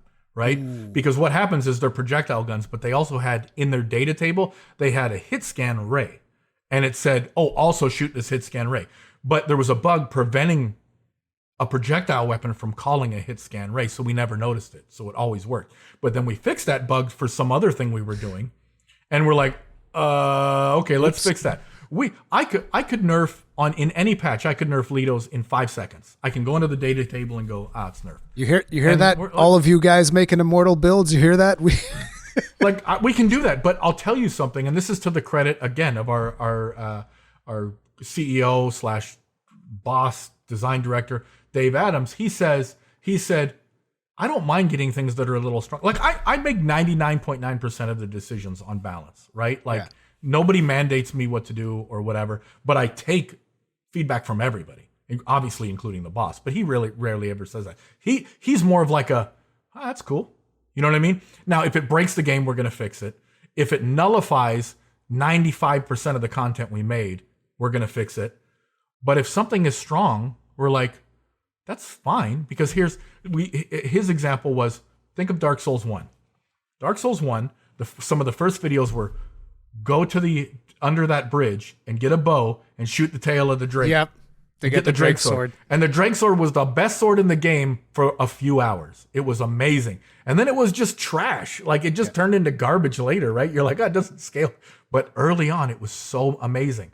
And it generated lots of videos. But the thing that it did that was more important was it let people that were having a little bit harder of a time have a solution, right? Because let's say, for example, you're not the best player, but you love dark fantasy or you love our aesthetic or you love shooting. And you're like, man, I really want to play Remnant. But I can't because I suck at it. And somebody's like, oh, but there's an armor set that'll help you out. And you're like, oh, I might try that. And then you get it on, you put it on, you're like, okay, I'm having a bit more fun. I'm lasting a little bit longer. Yeah. Oh, I found this gun that I like. The first 3 guns I hated, or the first gun I hated, then I came back 10 hours later and now it's my favorite gun of the game. Exactly. That happens too. But you're finding tools. It's like somebody says, build a house, and they go, we're going to give you a hammer. But you're like, there's no wood, there's no screwdrivers, there's no anything. We're just like, here's a hammer. And you're like, I don't know how. And then we're like, okay, well, you can find some wood over here. And then here's some hinges and here's some windows. And all of a sudden you're like, hey, that hammer's pretty good. It's actually really useful when you have other things to use, so that's kind of how we look at it. So while we're talking about balance, I figured I'd ask you, what is your favorite archetype combination? Well, now it seems like I'm just joining the bandwagon, but I love engineer medic. I love medic, engineer medic. The reason I love medic is because when I play games like WoW and stuff, I'm usually the main tank. I love tanking. But when I'm not main tanking, because we don't have really the concept of a tank, we just have the concept of a more durable character, right? With Challenger and things like that. So my second go-to is support. And the reason I like support is because if the main tank is garbage, the raid wipes. If the guy that keeps the main tank alive is garbage, the tank dies. Then the tank dies. Raid wipes right? Anyway. If the DPS dies, you can still win a lot of the time. The DPS is worthless. They don't matter. Because what is your job? Press the buttons in the correct order. And yes, look, I know there's a talent and a skill to that. And don't stand in the fire. Okay? The tank is like, if I don't use my cooldown here, the raid dies. The healer is like, if I heal Ruri and Greg over here needed that heal a split second later, it came late, the raid dies. Sorry, Ruri, you're going to have to die for me to heal the main tank. Like that, these are decision-making, split second decisions. So when we made the support in this game, the question was, can we make support fun to play, not feel like a heal bot, feel like it can contribute to every single archetype combo? And that's how we came up with the medic. And it, in my opinion, it was very successful. A lot of people go, man, medic is really fun. I normally don't play these. And then engineer was like, okay, who doesn't like carrying heavy weapons? Like, that's just cool. Yeah. And then the second thing is, well, we got to have a turret class. Actually, it was backwards. It was who doesn't like turrets? Because we had turrets in Remnant 1. What if you could pick up the turret? and walk around with it? What if you could put it down, your friend could pick it up? And we're like, okay, let's do that. And then you just combine them and you're just like, well, I'm this really durable support guy. I can put down a turret to support. I can tell it who to target. I can heal my friends. So I love that combination. But there's like 55 combinations in the game or some absurd number. And if you switch primes, there's 110 combinations. Yeah. And every time we add a new archetype, it's just going to exponentially grow that list. It's like it's going to add 11 combinations, then 12, and then 13, and then you know what I mean. So you are adding new archetypes.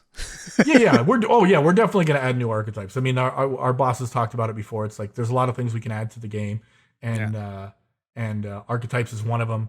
And again, the way that I look at it is, what are we missing? Like, we have these support classes, we have the turret class, we have the long range sniper guy, we have the whatever. We're like, okay, well, what is something that we don't have?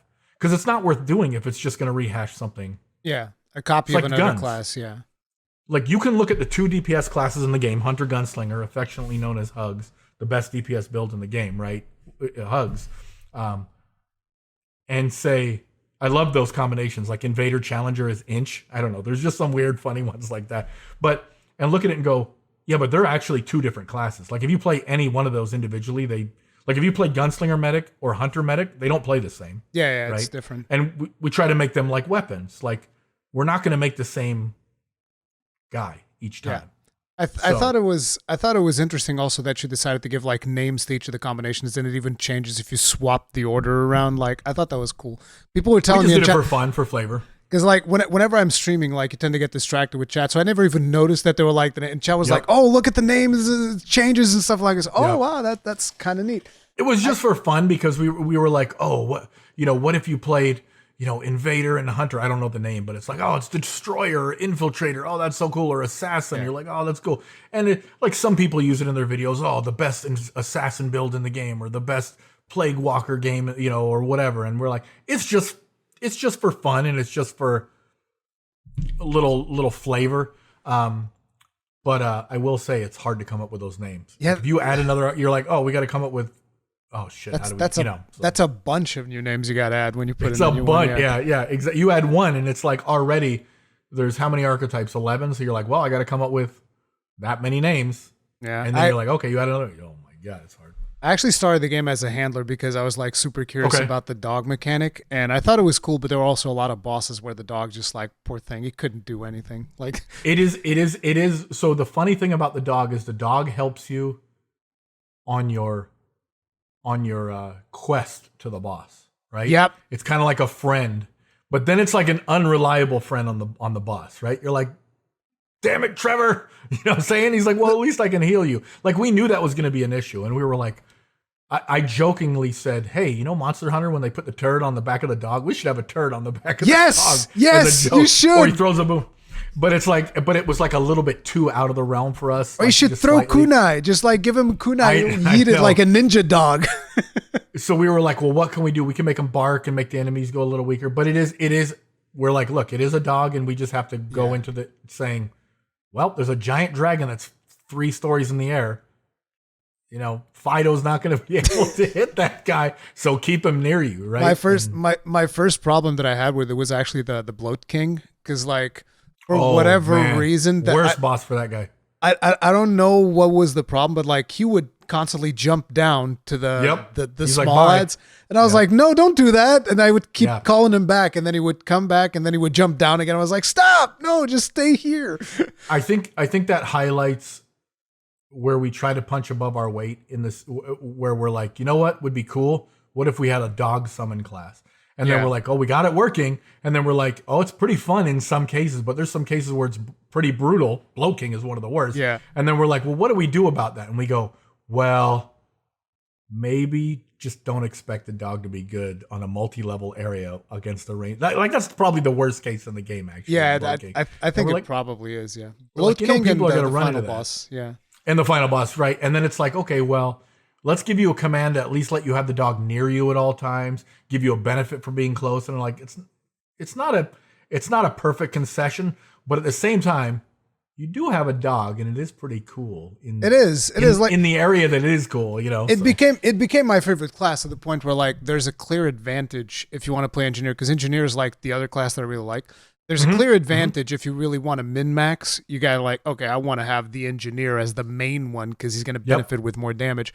But I'm like, no, I want the dog as the main one. Dog's cool. Gotta have the dog. I don't care. Yeah, people love dogs too. Yeah.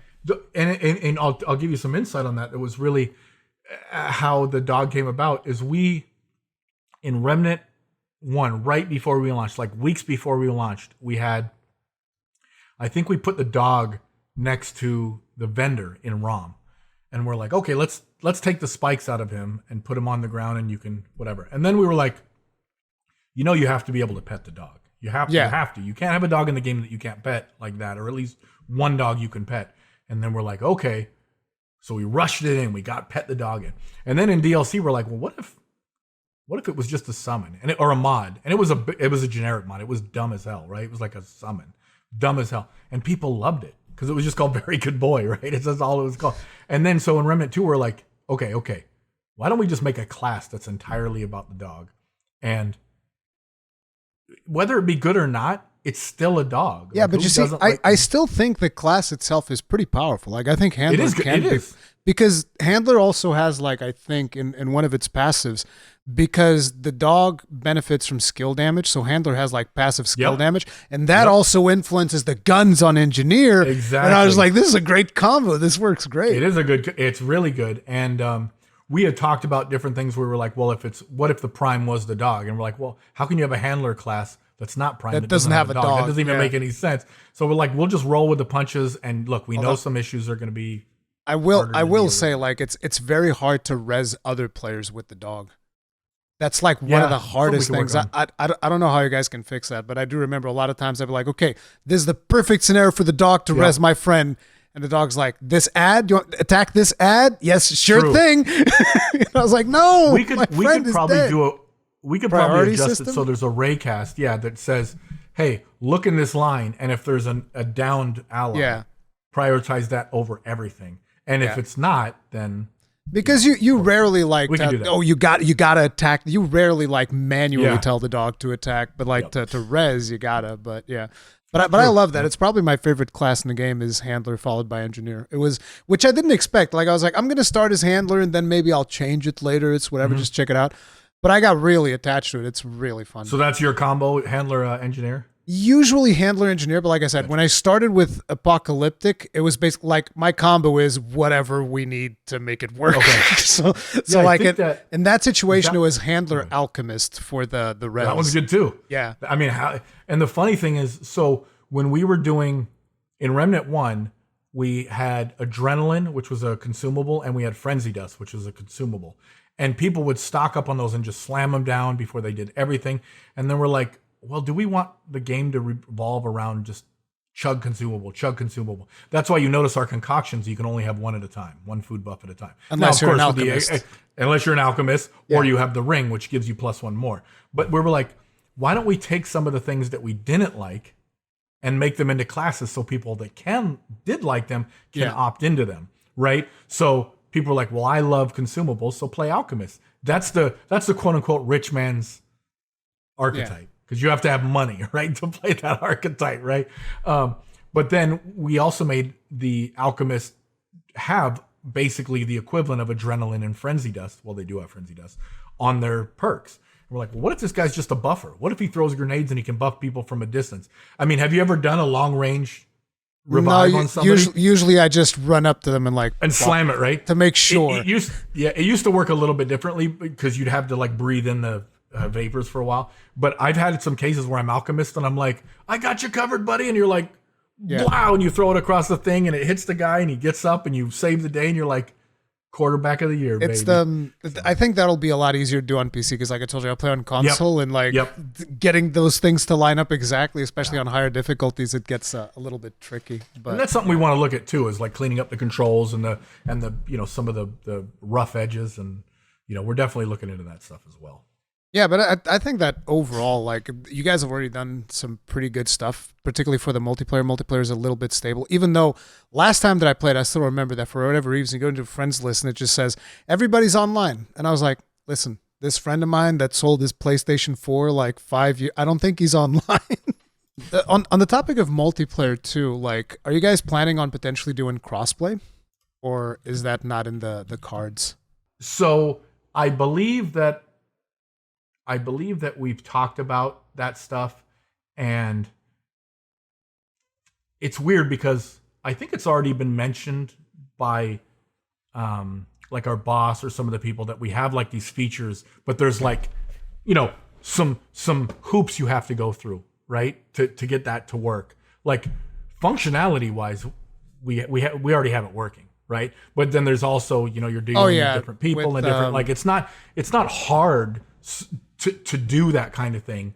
It's challenging and to get it okayed by everybody involved. It's not as simple as like, let's just flip the switch, but we have gotten it to the point where we could just flip the switch, right? God, it's just a matter of like, it's you know just what I'm saying? it's so frustrating when it's like, you know, that it's not even a technological limitation. It's just like, it's just paperwork. We just got to sort it out. This isn't throwing anybody under the bus because everybody has different regulations. Everybody has different, like these people, and I'm not singling anybody out, but this group might say, oh, you have to have, you know, for online play is another thing. For online play, you have to have a way to kick a player that can never see you again. Like, you know, like the rules for things to be on Apple Store and Android Store have to be, you have to be able to block users. You have to be able to, you know what I mean? You have to have these features.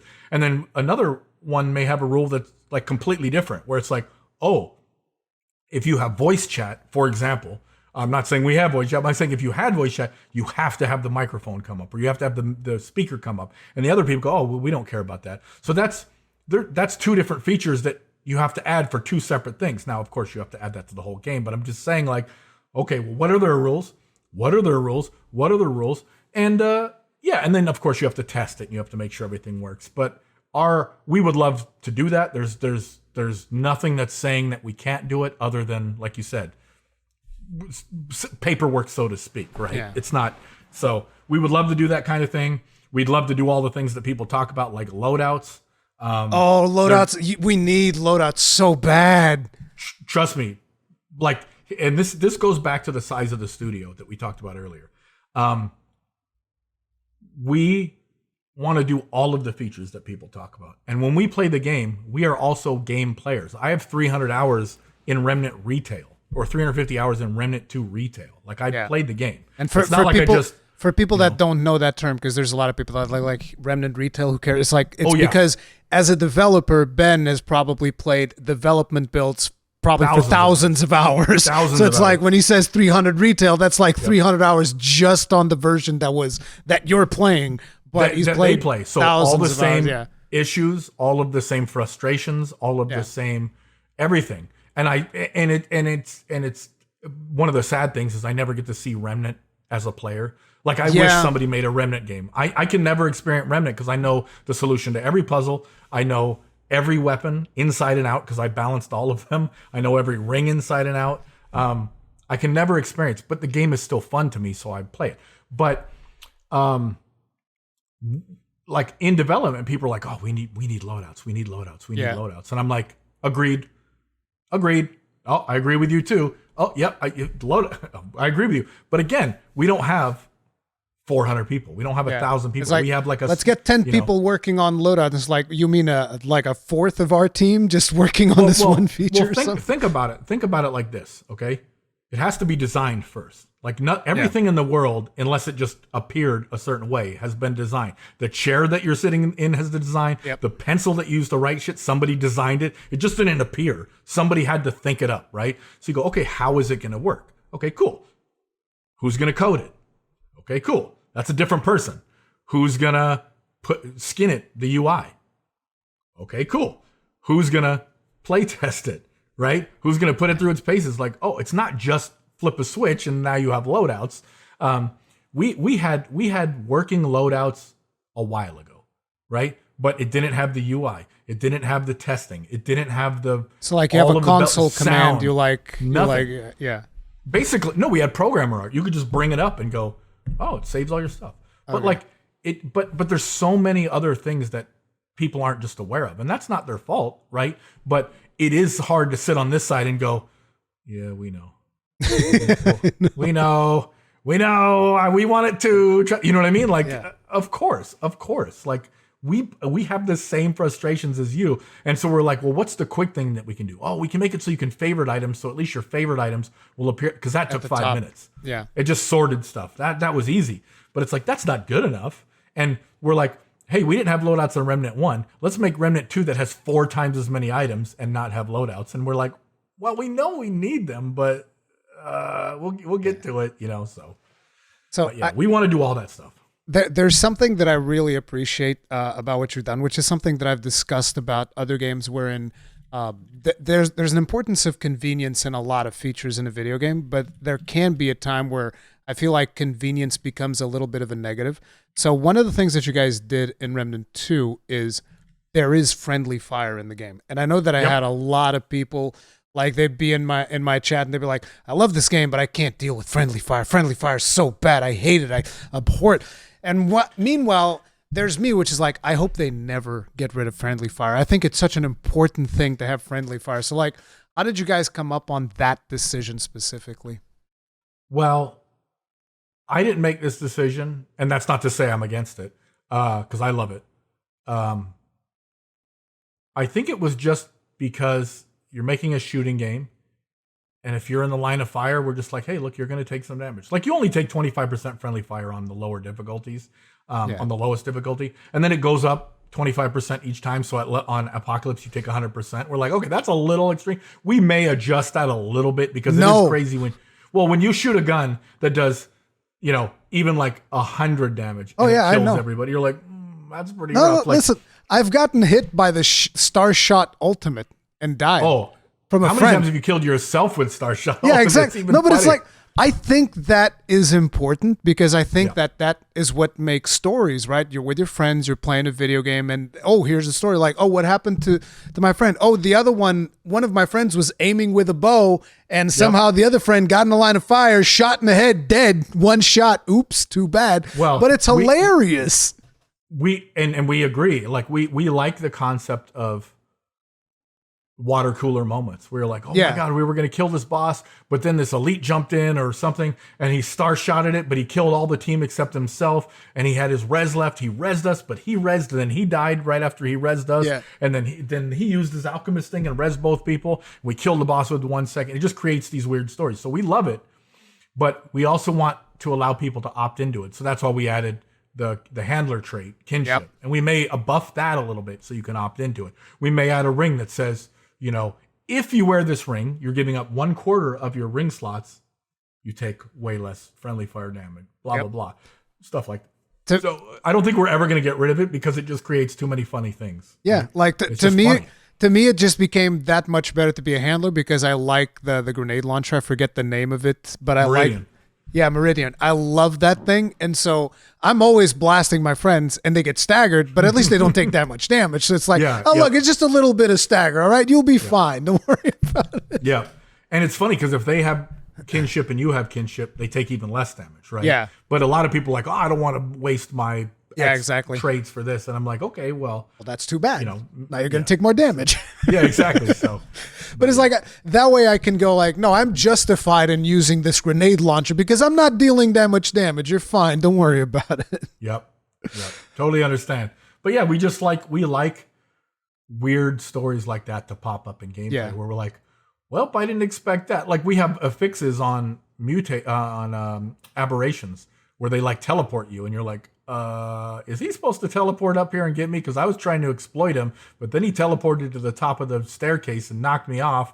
I'm like, hey, sometimes that stuff happens, right? You were trying to exploit it. Well, that's too bad. Seems like you got exploited. Yeah, exactly. So that stuff is fun. So I know that you're probably going to have to go soon. So I'm going to hit you with like one of the things that I liked the least in the game. And that's the final boss. I hate the final boss of the game. I hate it. I really do. It's like, I feel like it's too overwhelming without getting too much into specifics, because I don't know how many people have done the final boss or not. Sure. But I feel like a lot of I feel like there's too much visual clutter in that fight. and including like, you know how it's foggy when you get started, and I can barely like I'm trying to aim with a controller, and it's like, dude, he's over there, now he's over here, now it's slamming his. Like, how do you guys feel about that boss? And did you get more feedback from the community specifically about that boss? I think it's in line with all of our design decisions that say you love it or hate it, right? Because the way we get it is some people like yourself just do not like it, and other people are like, it's my favorite boss. Yeah, I've heard that any too. game ever, right? And we're like, oh, okay, that's impressive. Like a lot of people go top 3 boss of all time, top 10 boss of all time. Some people go bottom 2 boss of all time, and you're like, I think if you're creating something that sparks an emotional response, a strong emotional response, you're winning if you're not doing it intentionally to be antagonistic, which we weren't doing. We're not going, we're going to make this boss to be, it's not like we go on Twitter and say something like really provocative to, you know what I mean? Yeah. We're like, we're going to make a boss that is very complex, that has a lot of crazy shit going on, that has very involved and it's wild, and people are going to love it or hate it. And that's exactly what happened. People love it or people hate it. And we're like, well, people love or hate friendly fire, right? Yeah. People love or hate trait cap. People love or hate. It's like Remnant is a love or hate game, and you may love 9 out of 10 things and you may hate one thing, and that one thing may ruin the game for you, or you may overlook it and go, but those other 9 things I love. Or you may just be somebody that lines up where you love everything, and that's a free win. But that also means there's people that go, I hate 9 out of 10 things in that game. Yeah. It's my least favorite game of all time. And we're like, well, But basically that's wrong, you know? That's one of those things where you're like, nope, this is exactly the way that we want it, and this is exactly how it's going to be. It has, to your point, it has gotten reduced clutter, and we've been looking into those type of things. But in terms of general complexity and intensity, the complexity itself doesn't bother me. It's just that with the visual clutter, I can't read the boss. That's the thing. Yeah, and that's totally understandable. I'll give you some insight. And this is more personal to me. I didn't work on the boss, but when I worked on Remnant or Darksiders 2, right, I was lead combat designer. And then like years later, somebody came out with a video, and you can still find it. It says the conflicted combat of Darksiders 2. And I'm like, what was wrong with, a lot of people love the combat of Darksiders 2. They think it's the best combat in the series. And the reviewer or the person talking about it is mostly talking about VFX for the first, half of the video. I don't remember how long it is. And I'm like, you know what? It does have a big impact. Everything has a big impact. Yeah. Sound, rumble, animation, VFX. And in your case, that leads into this boss where you're like, if it wasn't maybe as cluttered, I would enjoy it more, right? And that's totally understandable. But the question is the boss bad? Is it the VFX? Is it the sound? Is it the combination of everything? Are the transitions there? Again, it's like balancing Spore Bloom that we talked about earlier. I could tune 5 things that have nothing to do with, that don't have a lot to do directly with the gun. And all of a sudden you're like, oh, it's exactly how I had hoped, so. It's perfectly fine, yeah. It's all depends, it definitely depends. Like, no, but there's people that hate Abomination boss, and then they're like, oh, I love it. He's just a rolly garbage guy. I hate him too, yeah. I don't like Abomination at all. I call him the turd he's boss. So simple. Yeah, he's so simple. I just roll around and I'm just a big pile of garbage. And people are like, why do people complain about that boss? He's so simple, and you just shoot the thing. And we've made some tweaks to him too. And then other people will be like, oh my God, he runs away all the time. I hate this guy. He one-shot me because he's got the, totally get it.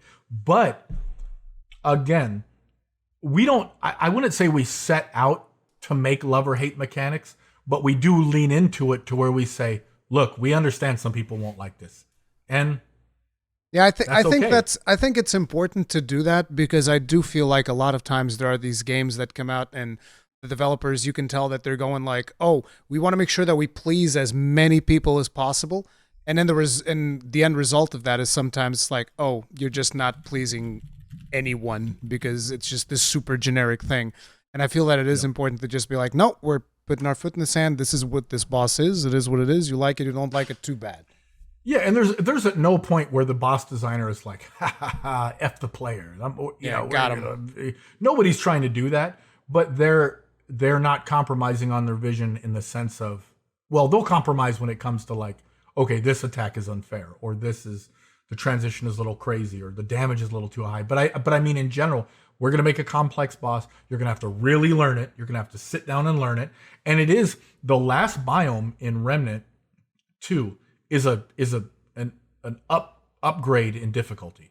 Like each biome is its own difficulty, and they're about the same. There's some harder things, easier things, and then you get to the final biome, and you're like, okay, now you should know how to play because you've gone through 3 biomes. So get ready for these 3 bosses in a row that are like punishing, destroyer. You know what I mean? Like when I got to that boss the first time, I was like, okay, I'm gonna go back and farm and level up and do all of these things. I'll come back here later. Don't worry about it. We'll be back here later. Just go adventure mode, which is one of the advantages that the game has too. Is the adventure mode lets you go out and farm and whatnot. So yeah, but like and overall, I would say we get nervous. Sorry to cut you off there. We get nervous sometimes when we're reading a review or watching a review video. Like I think it was Iron Pineapple or somebody else, where it's like, okay, we were playing this boss.